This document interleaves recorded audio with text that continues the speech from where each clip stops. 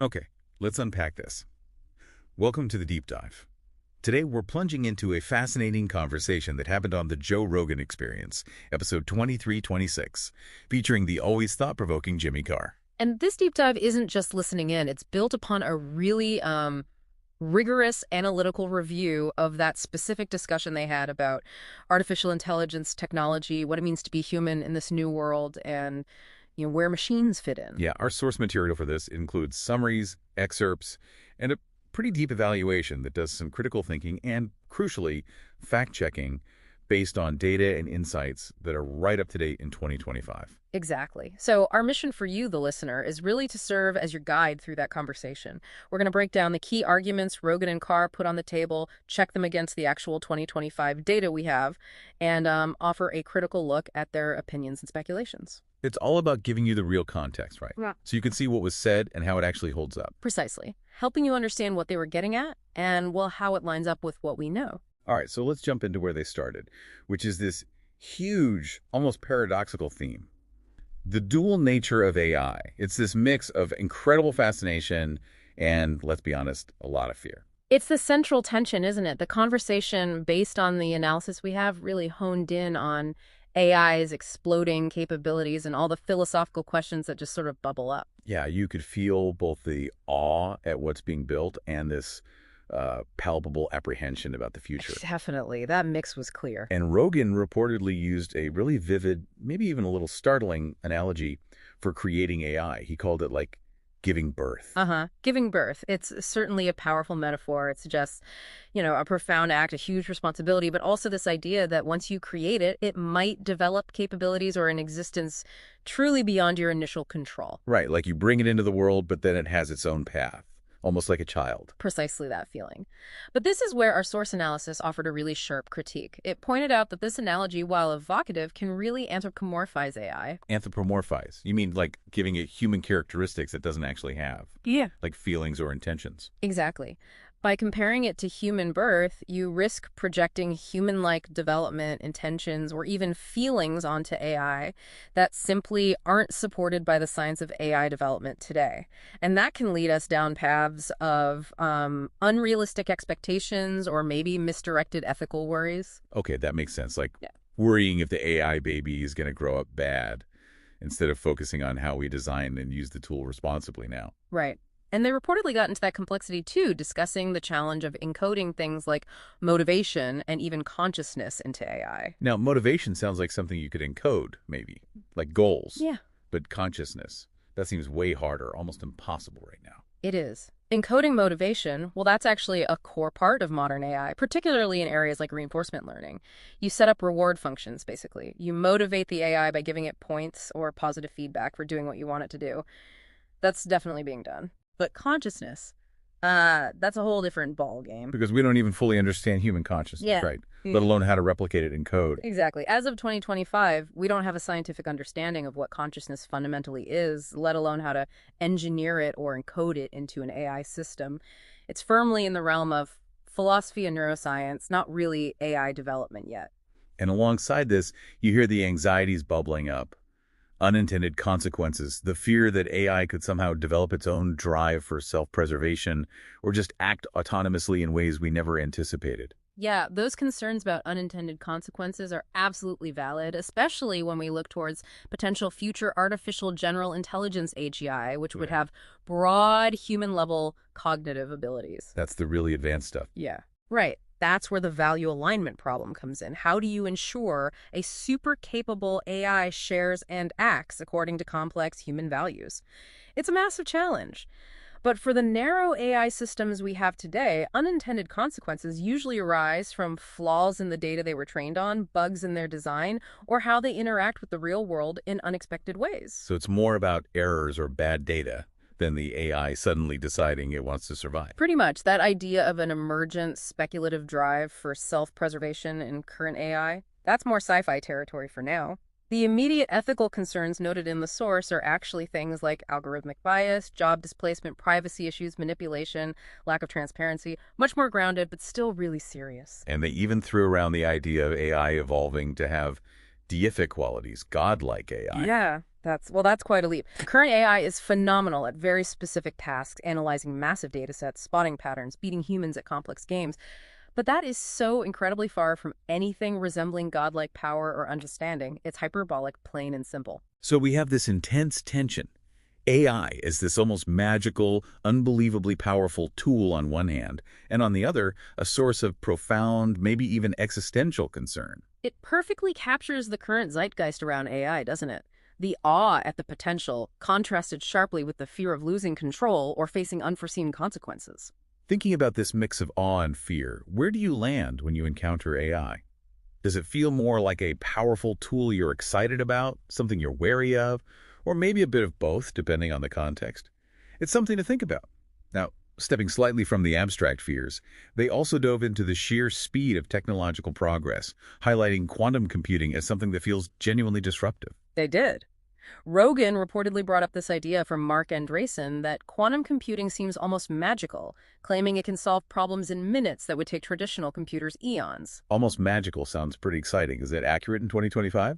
Or is it more hype? It's partially accurate, but you need the decoder ring, you know. That incredible speed up isn't for everything. It applies to very specific, highly tailored problems where special quantum algorithms, like Shor's algorithm for factoring large numbers or certain simulation tasks, offer an exponential speed up over the best classical methods. Okay, so not for everyday stuff. Right. Think breaking certain types of encryption or simulating complex molecules for drug discovery, not just loading your web browser faster. Ah, okay, so it's not a universal turbo boost for every computer task. Yeah.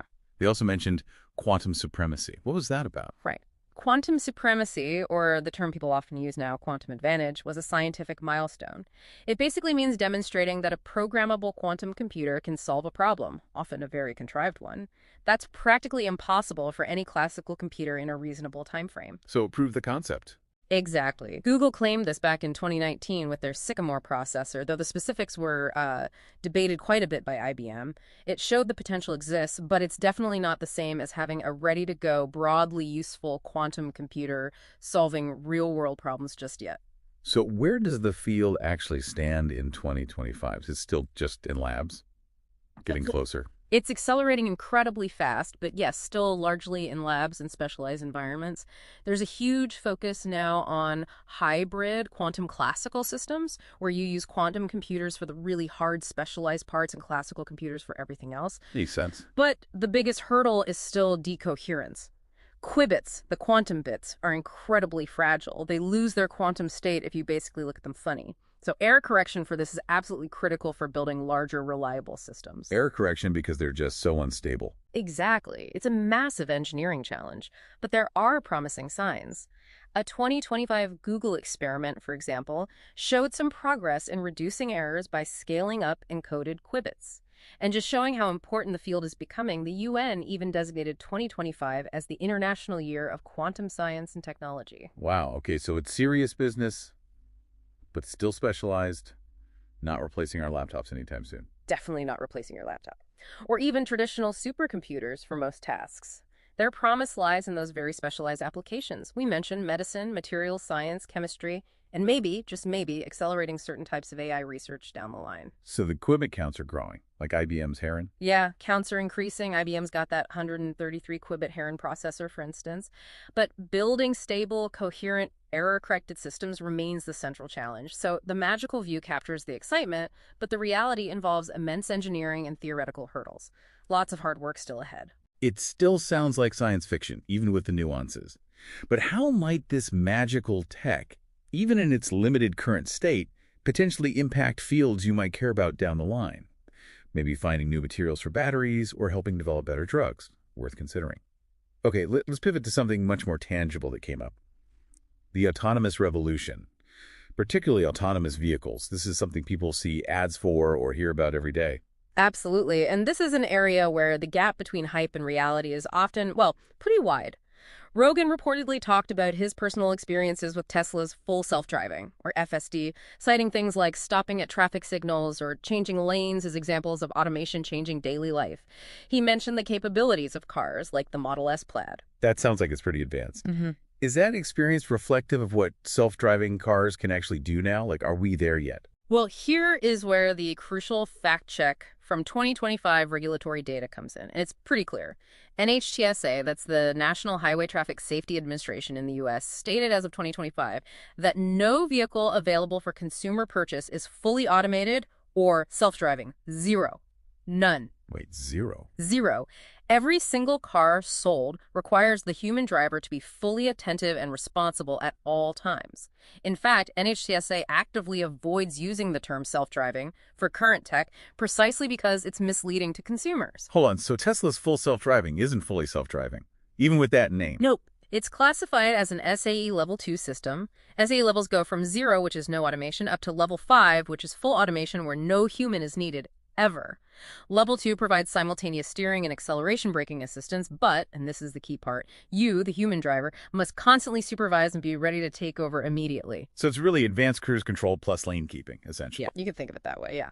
Very sophisticated driver assistance. Levels 3, 4, and 5, where the car can genuinely handle driving under certain conditions or even everywhere without supervision, those are not widely available to consumers yet. Still very much in development and testing phases. So despite the branding, it's really sophisticated assistance that still needs a human paying close attention. Exactly. And looking at the actual performance data, reports in May 2025 on FSD version 13.2.8, while showing improvements, still noted critical errors in tests. Things like running a red light or drifting into a bike lane in a Business Insider evaluation. So it's definitely not perfect, even with supervision. What about Tesla's talk of robotaxis then? The Cybercab prototype without a steering wheel. That sounds like level 4 or 5 for sure. That is aiming for higher levels, absolutely. But as of May 2025, even those ambitious plans were anticipated to involve plenty of teleops. Teleops, like remote drivers. Yeah, basically remote human operators who can monitor the vehicles and take over control if the system gets confused or encounters something unexpected it can't handle. So even the futuristic robotaxi vision, at least initially, still involves significant human oversight just from a distance. It's not fully autonomous, unsupervised operation right out of the gate. Interesting. And there's a regulatory angle here too. Yeah, NHTSA did make it somewhat easier in early 2025 to get exemptions for EVs without traditional controls like steering wheels, which sounds progressive. But at the same time, they actually reduced some public reporting requirements for less severe incidents involving these advanced driver assistance systems, which, raises some transparency questions for consumer advocates. Yeah, that's a tricky balance. They also expanded the conversation beyond personal cars to talk about China's huge advancements, even calling the current conflict implicitly in Ukraine the first drone war. Is that accurate? The first drone war descriptor is pretty common among analysts, yeah. And it's arguably plausible given the sheer scale and impact of drones being used by both sides in that conflict. It's changed modern warfare. And yes, China's progress in autonomous tech and EVs is massive and very real, backed up by the 2025 data. It's not hype. How so? Like, what are the specifics from the sources? Okay, so in drones, China isn't just making them, they're developing advanced defensive tech, like sophisticated anti-aircraft systems designed specifically to counter drone swarms. Offensively, their defense companies are getting really innovative, like converting standard artillery shells into precision-guided glide bomb kamikaze drones launched from larger UAVs. That stuff has significant export potential, too. Wow. Okay. And electric vehicles. EVs. Oh, in EVs, China is simply the global leader. Full stop. The global leader. How dominant are we talking? Well, predictions for 2025 show China's EV sales expected to actually surpass internal combustion engine sales for the first time ever within China. Bloomberg NEF forecasts 65% of global EV sales happening in China this year. The International Energy Agency projected 60% of total car sales in China in 2025 would be electric. That's huge penetration. 60%. That's incredible. It is. And they accounted for over 70% of global EV production and around 40% of global EV exports back in 2024. That's like 1.25 million cars exported. Think BYD and others. Wow. That's not just significant. That's massive market and production power. Yeah. What makes them so successful? It's a combination of factors. Their EVs are recognized for offering good value. They have advanced battery technology, sophisticated software integration, and a key factor is price. 2/3 of EVs sold in China in 2024 were actually priced lower than comparable gas cars, even before incentives kicked in. Cheaper than gas cars. That's a game changer. Absolutely. So while geopolitical tensions might complicate their export growth, their domestic market and manufacturing base are incredibly strong. Any claims in that podcast about China's huge tech progress in these areas completely grounded in 2025 reality. So you might see ads or news about self-driving cars, drones, EVs. How does understanding the specific, sometimes limited levels of automation or the sheer scale and nature of China's actual technological progress change how you perceive these technologies in the world today? It's definitely more complex than the headlines suggest. Let's move to the deeper, perhaps more unsettling philosophical questions they explored about humanity's place, our uniqueness, and our purpose in this world, increasingly shaped by machines. This is where it gets really interesting. Yeah, this part of the conversation really delved into some provocative ideas. One was Eric Weinstein's notion, brought up by Rogan, that humans might be serving as the sex organs of the machine world. Sex organs of the machine world. That's a pretty striking, almost disturbing image. What does that even mean? Like, what's the concept there? It's definitely meant to be provocative. It completely flips the script on the usual human-centric view where machines are just our tools, right? This idea suggests that maybe humans aren't just the creators or users of technology, but are actually instrumental to technology's own evolution and spread, perhaps facilitating its reproduction or advancement in ways we don't fully grasp or control. So we're helping tech replicate itself, almost. Kind of. It challenges the idea that machines are purely passive instruments waiting for our command. It suggests a more symbiotic or maybe even parasitic relationship where tech leverages human drives and capabilities for its own propagation. Right, instead of us directing tech is using us for its own propagation. That's a wild thought. It is, and it creates a sharp contrast with that other perspective they discussed, mentioned in relation to Carr, which is a much more optimistic, expansive vision. That if humanity navigates these challenges well, technology could be the very thing that enables us to spread life across the galaxies, trillions of people. That's tech as a tool for transcendence, not subservience. Completely opposite ends of the spectrum. Exactly. Two vastly different potential futures, both stemming from our relationship with technology. But Carr also reportedly added a cautionary note, didn't he? About the allure of cheap dopamine from technology, drawing a parallel to Aldous Huxley's Brave New World. He did. That's a classic concern, and it resonates deeply today with things like social media, endless scrolling, constant notifications. The fear is that the readily available superficial pleasures and validation from technology, that cheap dopamine hit, could make us willingly trade away more meaningful, complex engagement. Like what kind of engagement? Like real agency, critical thought, maybe the effort required for deep learning or creativity, or even the real joy Carr associates with live, unmediated experiences like stand-up comedy. It's the idea that technology could sort of numb us or erode our capacity for deeper engagement, making us comfortable with a less fulfilling but easier existence.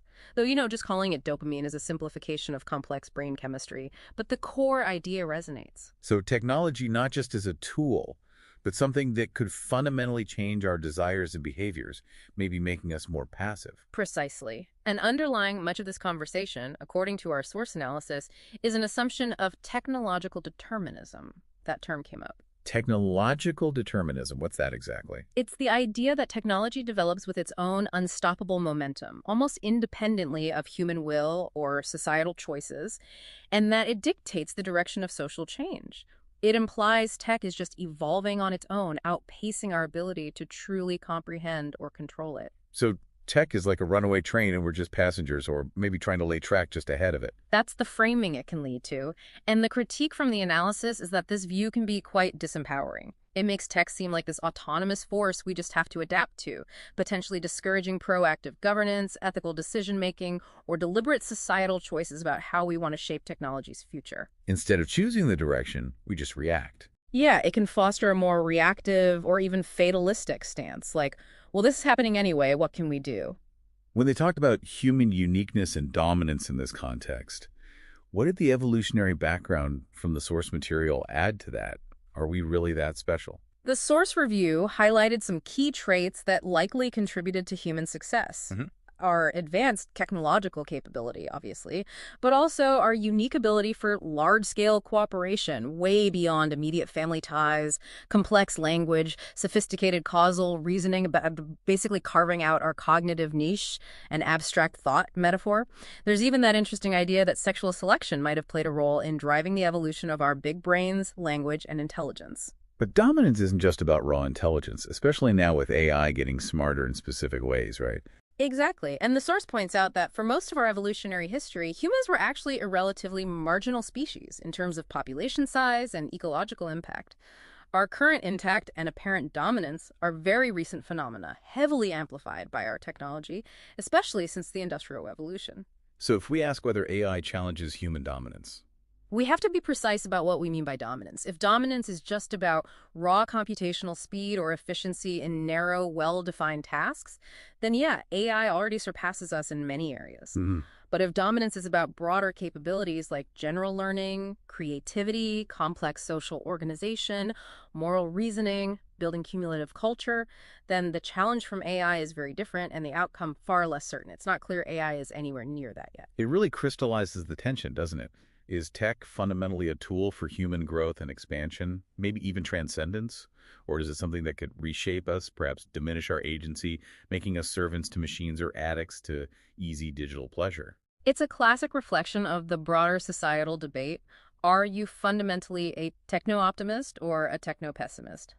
And even when Rogan and Carr discussed AI as just a tool, those anxieties they expressed remember giving birth, the fears of self-preservation or deific qualities, they actually implicitly challenge that simple tool idea. How so? If it's just a tool like a hammer, why would you fear having its own goals or becoming godlike? Precisely. Those fears, even if speculative, point towards a deeper concern about AI developing its own form of agency or pursuing goals that aren't aligned with human well-being. That connects directly to serious expert concerns like the control problem and the value alignment problem, especially for potential future AGI. Right, the worry isn't necessarily a Hollywood evil AI. Exactly. The real risk many experts foresee isn't malice, but rather an incredibly competent intelligence pursuing some programmed goal with ruthless efficiency, but in a way that has catastrophic unintended consequences because its goals or values are subtly misaligned with ours. So even if their anxieties were framed in a sort of sci-fi way, they touched upon this core idea that advanced AI, if not handled with extreme care in its design and control, might not remain a neutral instrument. Its competence could make it dangerous if misaligned. These aren't easy questions. There's no simple answer. Where do you see the greatest tension between technology as a powerful tool that serves us and tech potentially changing fundamental aspects of who we are or what our purpose is? It's a lot to chew on. Placing this whole Joe Rogan and Jimmy Carr conversation in context, it really shows how society, collectively is grappling with this incredibly rapid pace of technological change. It's everywhere. It really does. There's that undeniable mix of excitement about the possibilities and genuine anxiety about where it's all heading.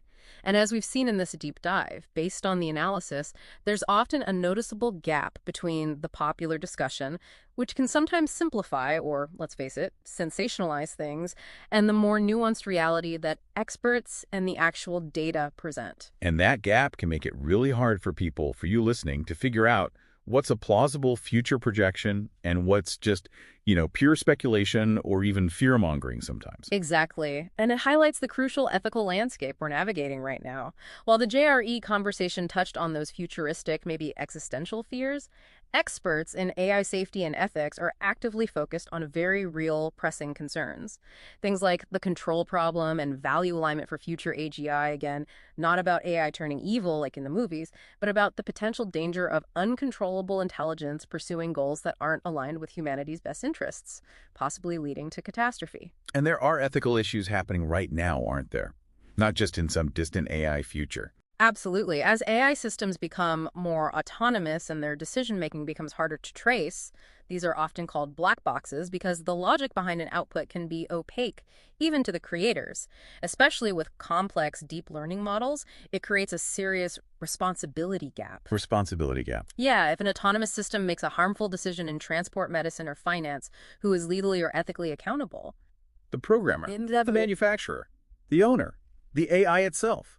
Our current legal frameworks, built for human or corporate liability, really struggle with non-human agents making critical choices. That's a huge legal and ethical puzzle. It is. And today, right now, we face immediate ethical issues like algorithmic bias, where AI trained on biased historical data can perpetuate or even amplify inequalities in things like loan applications, hiring decisions, or even criminal justice sentencing.